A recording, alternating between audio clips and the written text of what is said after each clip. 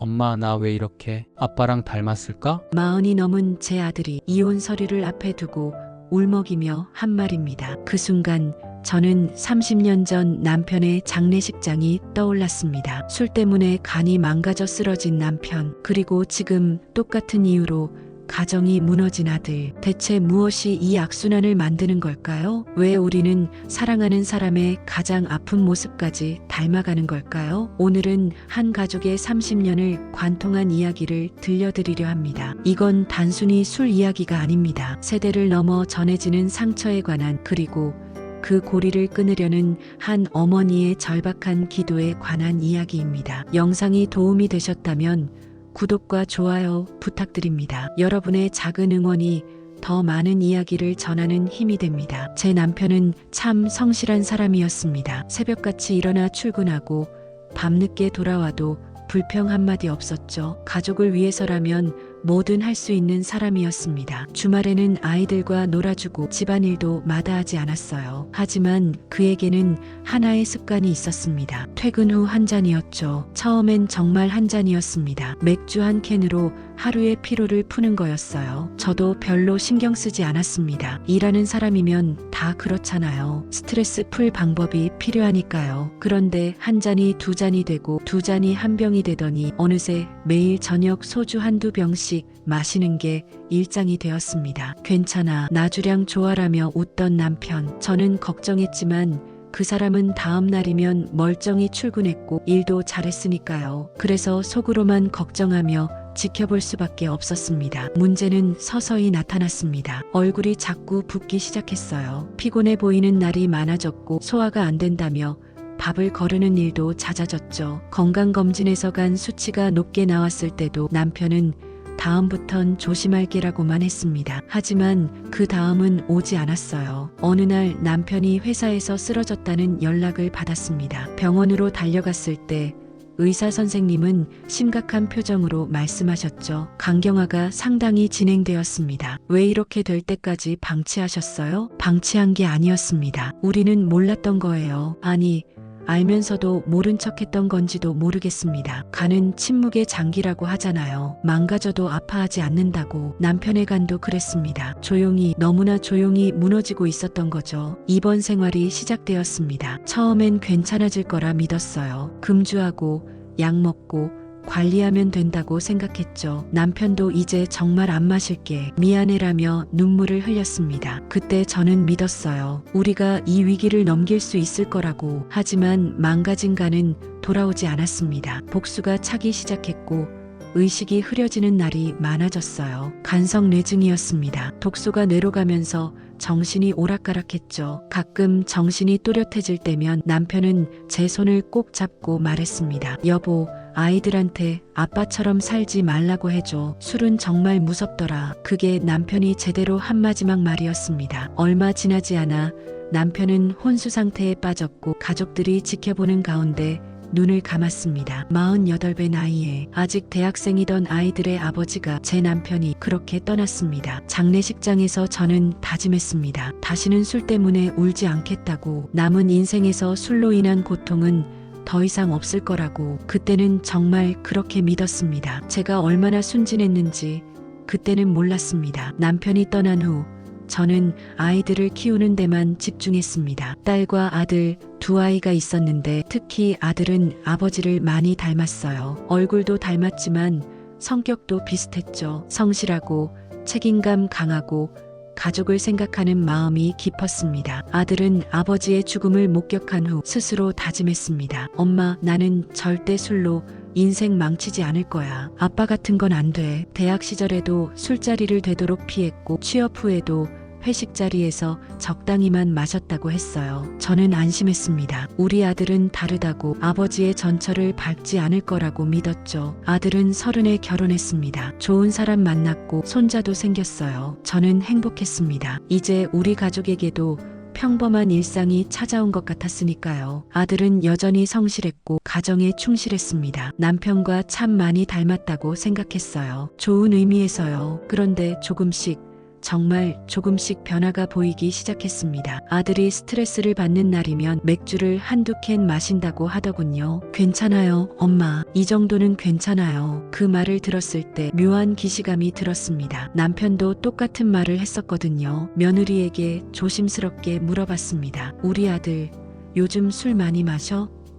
며느리는 괜찮다며 웃었어요. 가끔 스트레스 받으면 마시는 정도예요. 그 말이 저를 안심시켰습니다. 그래, 우리 아들은 다르다. 조절할 수 있는 아이다. 하지만 세월이 흐르면서 아들의 가끔은 점점 잦아졌습니다. 일주일에 한두 번이던 게 사흘에 한 번이 되고 나중엔 거의 매일이 되었죠. 술의 양도 늘어났습니다. 처음엔 맥주 한두 캔이던 게 소주로 바뀌고 양도 점점 많아졌어요. 며느리가 걱정되는 표정으로 찾아왔을 때 저는 알았습니다. 뭔가 잘못되고 있다는 걸. 어머니, 오빠가 요즘 너무 자주 마셔요. 밤늦게 취해서 들어오는 날이 많아요. 말려도 듣지 않고 며느리의 목소리에는 지침과 두려움이 섞여 있었습니다. 제가 아들에게 말했습니다. 아빠 생각 안 나니? 술 때문에 어떻게 됐는지 잊었어?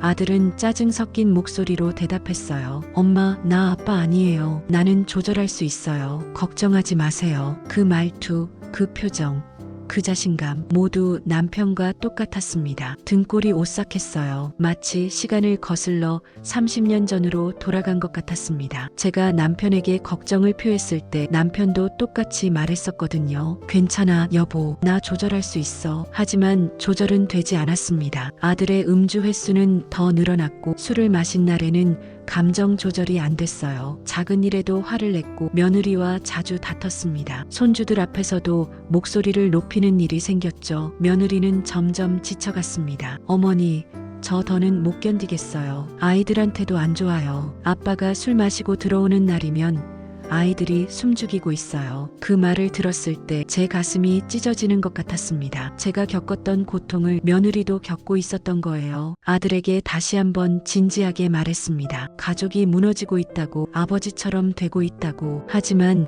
아들은 화를 냈어요. 엄마는 나한테 왜 그래요? 나 일 열심히 하고 돈도 잘 벌어요. 술 좀 마신다고 그렇게까지 말해요? 그때 깨달았습니다. 아들은 자기가 문제라는 걸 인정하지 않고 있다는 것을. 남편도 그랬어요. 병원에 입원하기 직전까지도 자신은 괜찮다고 믿었죠. 그리고 그 믿음이 결국 그를 죽음으로 몰고 갔습니다. 결국 그날이 왔습니다. 며느리가 이혼을 요구한 거예요. 참고 또 참았지만 더는 견딜 수 없었다고 했습니다. 특히 아이들이 아버지를 무서워하기 시작했다는 게 결정적이었죠. 어머니, 저희 큰애가 그러더래요. 아빠가 술 마신 날엔 우리 방문을 잠가라고. 초등학생 아이가 아빠를 무서워해요. 이게 정상인가요? 그 말을 들었을 때 저는 아무 말도 할 수 없었습니다. 며느리가 틀리지 않았으니까요. 아이들이 아버지를 두려워하는지 그게 무슨 가정입니까? 저도 똑같이 살았어요. 남편이 술 마시고 들어오는 날이면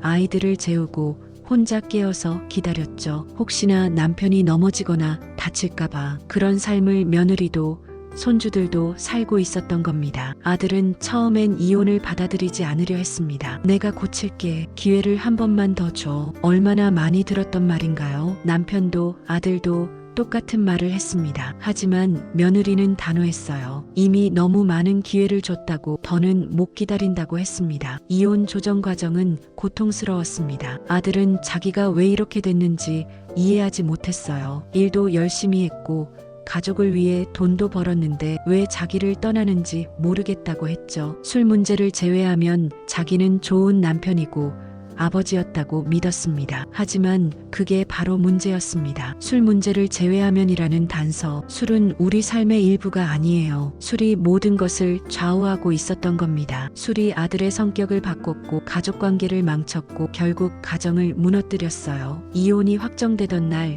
아들이 제 집으로 찾아왔습니다. 얼굴이 말이 아니었어요. 머리는 헝클어져 있었고 눈은 충혈되어 있었죠. 소파에 주저앉더니 한참을 아무 말도 하지 않았습니다. 그리고 갑자기 울기 시작했어요. 40이 넘은 어른이 어린아이처럼 엉엉 울었습니다. 엄마, 나 왜 이렇게 됐을까? 나 왜 이렇게 아빠랑 닮았을까? 아빠처럼 안 되려고 그렇게 노력했는데 결국 똑같이 됐네. 그 말을 듣는 순간 제 심장이 멎는 것 같았습니다. 30년 전 병원 침대에서 남편이 했던 말이 떠올랐거든요. 아이들한테 아빠처럼 살지 말라고 해줘. 그런데 이제 그 아들이 자기도 아버지를 닮았다며 울고 있는 겁니다. 저는 아들을 안아줄 수밖에 없었습니다. 울고 있는 아들을 보며 저도 눈물이 났어요. 분노도 원망도 실망도 아닌 그냥 슬픔이었습니다. 우리 가족을 괴롭혀온 이 고리가 끊어지지 않고 계속되고 있다는 사실에 대한 슬픔. 엄마, 나 이제 어떻게 해야 돼? 아이들은 나 안 보려고 하고 아내는 아니 전 아내는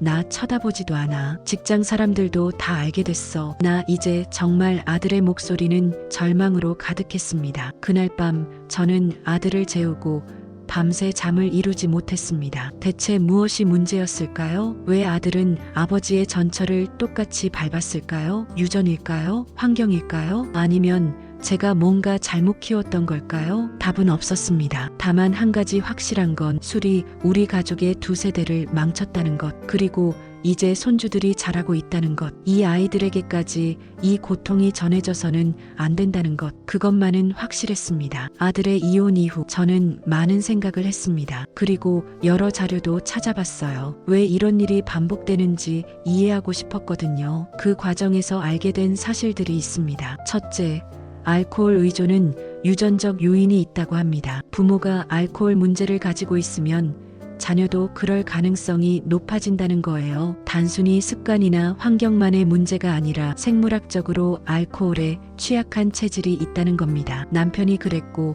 아들도 그런 체질을 물려받았을 수 있어요. 둘째, 스트레스 대처 방식이 학습된다고 합니다. 아이들은 부모가 힘든 일을 어떻게 대처하는지 보고 자라요. 남편은 힘들 때마다 술을 마셨죠. 아들은 아빠처럼 안 되겠다고 다짐했지만 정작 자기가 힘들 때는 무의식적으로 같은 방법을 선택했어요. 본인도 모르게 학습된 패턴을 따라간 거죠. 셋째, 감정 표현의 어려움입니다. 남편은 자기 감정을 잘 표현하지 못했어요. 힘들어도 슬퍼도 화가 나도 말로 하지 않았죠. 그냥 참고 견디다가 술로 풀었어요. 아들도 똑같았습니다. 자기 감정을 말로 설명하는 걸 어려워했고 대신 술로 해소했어요. 넷째, 괜찮다는 착각입니다. 남편도 아들도 자기는 문제 없다고 믿었어요. 나는 다른 사람들처럼 술로 인생 망치진 않아. 이런 생각이 오히려 더 위험했던 것 같아요. 문제를 인정하지 않으니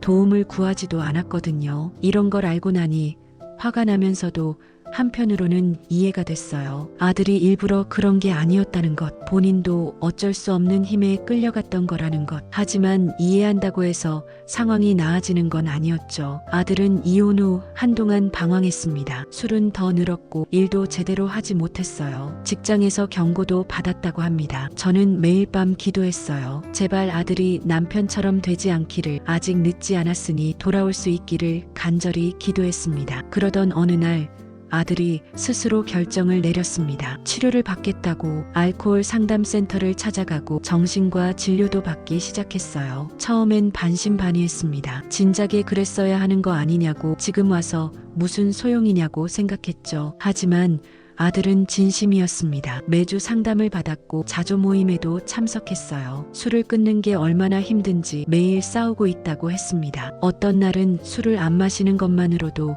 하루를 버텼다고 해요. 3개월, 6개월, 1년. 시간이 흐르면서 아들이 조금씩 변하기 시작했습니다. 표정이 밝아졌고 말투도 부드러워졌어요. 일도 다시 제자리를 찾았고 무엇보다 손주들을 만날 수 있게 됐습니다. 며느리 아니 전 며느리가 허락한 거예요. 일주일에 한 번 감독하에 아이들을 만날 수 있게요. 아들이 말했습니다. 엄마, 나 이제 알 것 같아. 아빠가 왜 그랬는지, 술이 얼마나 무서운 건지, 그리고 내가 왜 아빠처럼 됐는지도. 아들은 자기가 단순히 술을 좋아했던 게 아니라 감정을 다루는 법을 몰랐다고 했어요. 힘들고 외롭고 화가 났지만 그걸 표현할 방법을 몰랐대요. 그래서 술로 덮었다고. 엄마, 상담 선생님이 그러더라. 우리 집안이 감정 표현을 억압하는 문화가 있었대. 할아버지도 아빠도 나도 다들 참고 견디는 게 미덕이라고 배웠잖아. 그런데 그게 독이 됐던 거야. 아들의 말을 들으며 저는 많은 것을 깨달았습니다. 우리는 세대를 거쳐 같은 실수를 반복하고 있었던 거예요. 남자는 강해야 한다는 믿음, 감정을 드러내면 약해 보인다는 생각, 힘들어도 참아야 한다는 강박, 이런 것들이 남편과 아들을 술로 몰아갔던 겁니다. 지금 아들은 2년째 단주 중입니다. 쉽지 않은 시간이었어요. 몇 번이고 무너질 뻔했지만 그때마다 다시 일어났습니다. 상담도 계속 받고 모임에도 꾸준히 참석하고 있어요. 손주들과의 관계도 조금씩 회복되고 있습니다. 처음엔 아이들이 경계했어요. 아빠를 믿지 못했죠. 하지만 아들이 변한 모습을 보여주면서 조금씩 마음을 열기 시작했습니다. 며느리 전 며느리도 아들의 노력을 인정했어요. 재결합은 아니지만 아이들의 아빠로서는 인정해준다고 했습니다. 가장 큰 변화는 아들이 손주들에게 감정 표현을 가르치고 있다는 거예요. 기쁘면 기쁘다고 말해. 슬프면 울어도 돼. 화나면 소리쳐도 괜찮아. 다만 사람을 때리거나 물건을 부수면 안 돼. 아들은 자기가 배우지 못했던 것을 아이들에게 가르치고 있습니다. 특히 큰 손주한테 이런 말을 했다고 해요. 아빠는 너희 할아버지를 닮아서 힘들 때 술을 마셨어. 그게 우리 가족을 아프게 했지. 너는 아빠처럼 되면 안 돼. 힘들 때는 말로 해. 도움을 요청해. 혼자 참지 마. 그 말을 듣고 손주가 뭐라고 했는지 아세요? 아빠, 나 아빠 닮고 싶어. 지금의 아빠, 술 안 마시고 나랑 놀아주는 아빠. 아들은 그 말을 듣고 울었대요. 처음으로 자기가 아이들에게 좋은 모습을 보여줄 수 있다는 걸 깨달았다고 합니다. 저는 이제 조금 다르게 생각합니다. 사람이 닮는다는 건 나쁜 것만 닮는 게 아니라는 것, 좋은 것도 닮을 수 있다는 것. 아들은 남편의 알코올 문제를 닮았지만 동시에 남편의 성실함과 가족에 대한 사랑도 닮았어요. 그리고 이제는 남편이 끝내 이루지 못했던 것, 술과의 싸움에서 이기는 모습까지 보여주고 있습니다. 물론 완벽하진 않아요. 아들은 여전히 매일 싸우고 있습니다. 술을 마시고 싶은 충동과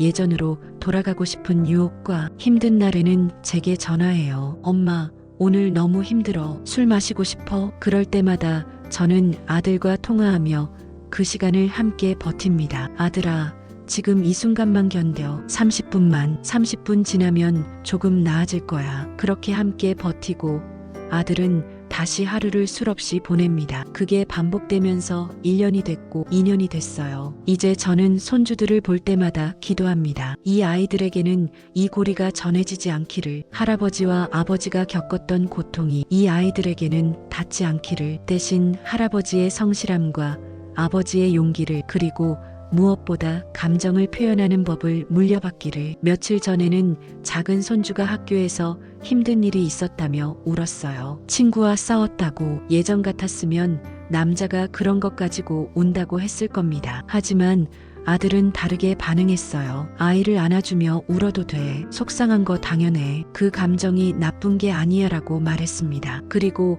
아이와 함께 감정을 어떻게 표현할지, 친구와 어떻게 대화할지 이야기했어요. 대화로 해결하는 법을 가르쳤습니다. 그 모습을 보면서 저는 눈물이 났어요. 우리 가족에게 드디어 변화가 시작되고 있구나 하는 생각이 들었거든요. 아들이 요즘 자주 하는 말이 있습니다. 엄마, 나 아빠한테 미안해. 아빠도 힘들었을 거야. 도움받을 방법을 몰랐을 거고, 그 시절엔 지금처럼 치료센터도 없었잖아. 아빠도 혼자 싸우다 진 거야. 그 말을 들으며 저도 남편을 다시 생각하게 됐습니다. 30년 전 남편도 도움이 필요했던 거예요. 하지만 그 시절엔 알코올 중독을 질병으로 보지 않았죠. 그냥 의지가 약한 사람, 자제력 없는 사람으로 취급했어요. 남편도 자기가 아프다는 걸 몰랐을 겁니다. 그냥 자기가 형편없는 사람이라고만 생각했겠죠. 만약 그때 지금처럼 치료를 받을 수 있었다면 어땠을까요? 남편도 살 수 있었을까요? 우리 가족도 달라졌을까요? 이런 생각을 하면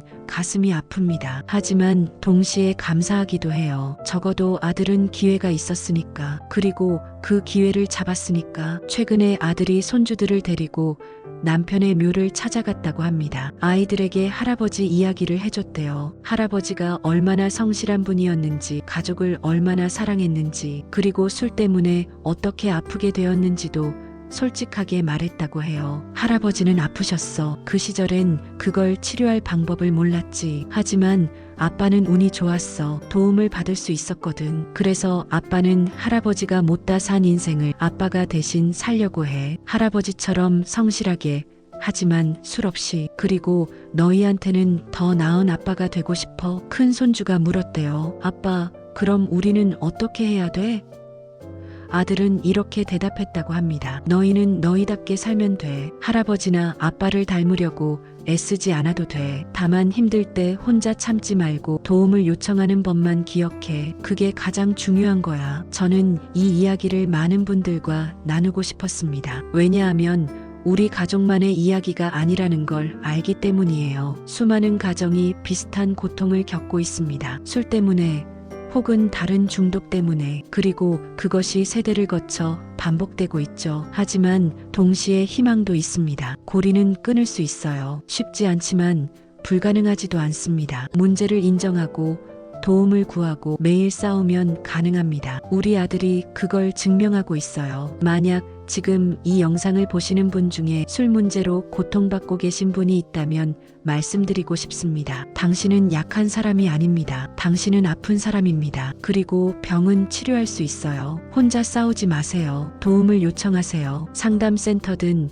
병원이든 자조 모임이든 어디든 좋습니다. 첫걸음을 떼세요. 그리고 그 옆에서 지켜보는 가족분들께도 말씀드리고 싶습니다. 화내거나 원망하는 것만으로는 해결되지 않아요. 그들도 아파하고 있습니다. 함께 도움을 찾으세요. 당신 혼자 모든 짐을 질 필요 없어요. 전문가의 도움을 받으세요. 무엇보다 중요한 건 포기하지 않는 것입니다. 남편은 도움받을 기회가 없었어요. 하지만 아들은 있었고 그 기회를 잡았습니다. 손주들은 이제 다른 방식으로 감정을 다루는 법을 배우고 있어요. 우리 가족의 고리가 조금씩 변하고 있습니다. 물론 완전히 끊어진 건 아닙니다. 아들은 여전히 매일 싸우고 저는 여전히 걱정하며 손주들은 아직 어립니다. 하지만 방향은 바뀌었어요. 그리고 그게 중요합니다. 저는 이제 이렇게 기도합니다. 남편이 편히 쉬기를, 아들이 계속 강하기를, 손주들이 건강하게 자라기를, 그리고 우리 가족에게 더 이상 술로 인한 눈물이 없기를. 사랑하는 사람이 술 때문에 담는다는 것 참 잔인합니다. 얼굴만이 아니라 상처까지 닮으니까요. 하지만 이제는 다르게 생각합니다. 우리는 좋은 것도 닮을 수 있어요. 사랑도, 용기도, 변화도 닮을 수 있습니다. 남편은 술과의 싸움에서 졌습니다. 하지만 아들은 이기고 있어요. 그리고 손주들은 아예 그 싸움을 하지 않아도 되는 사람으로 자랄 겁니다. 이게 바로 세대 간의 치유입니다. 한 세대가 끊지 못한 고리를 다음 세대가 끊는 것, 그리고 그 다음 세대는 아예 그 고리를 모르고 자라는 것. 시간이 오래 걸릴 겁니다. 한두 달, 한두 해로 되는 일이 아니에요. 평생의 과제일 수도 있어요. 하지만 시작은 했습니다. 그리고 그게 가장 중요한 첫걸음이에요. 이제 저는 남편의 무덤 앞에 갈 때마다 이렇게 말합니다. 여보, 우리 아들 잘하고 있어요. 당신이 못다한 일을 해내고 있어요. 당신도 자랑스러워할 거예요. 그리고 실제로 자랑스럽습니다. 넘어졌지만 다시 일어선 아들이, 매일 싸우는 아들이, 아이들에게 더 나은 아버지가 되려는 아들이 정말 자랑스럽습니다. 여러분의 가족은 어떠신가요? 혹시 비슷한 고통을 겪고 계신가요? 아니면 주변에 그런 분이 있으신가요? 부디 이 이야기가 작은 위로가 되었으면 좋겠습니다. 그리고 변화는 가능하다는 것, 포기하지 않으면 희망은 있다는 것을 기억해 주세요. 술 때문에 잃었던 것들을 이제는 술 없이 되찾을 수 있습니다. 남편과 아들이 그랬고 여러분도 할 수 있습니다. 시간이 걸리고 힘들고 넘어질 때도 있겠지만 포기하지 마세요. 마지막으로 아들이 최근에 한 말로 이 이야기를 마무리하고 싶습니다. 엄마, 나 아빠한테 고마워. 아빠가 그렇게 아프게 돌아가시지 않았다면 나도 내 문제를 몰랐을 거야. 아빠의 죽음이 나를 깨웠어. 그래서 나는 지금 살아있어. 이제 나는 손주들한테 또 다른 길을 보여줄 거야. 아빠가 시작하지 못했던 변화를 내가 이어갈 거야. 우리 가족의 이야기는 아직 끝나지 않았습니다. 여전히 진행 중이에요. 하지만 이제는 조금 다른 방향으로 가고 있습니다. 그리고 그것만으로도 충분히 희망적입니다. 긴 이야기 들어주셔서 감사합니다. 이 이야기가 누군가에게 작은 용기가 되었으면 좋겠습니다. 변화는 가능합니다. 당신도 할 수 있습니다. 여러분의 이야기도 댓글로 들려주세요. 함께 나누고 함께 치유할 수 있습니다. 구독과 좋아요는 더 많은 사람들에게 이 메시지를 전하는데 큰 힘이 됩니다. 감사합니다.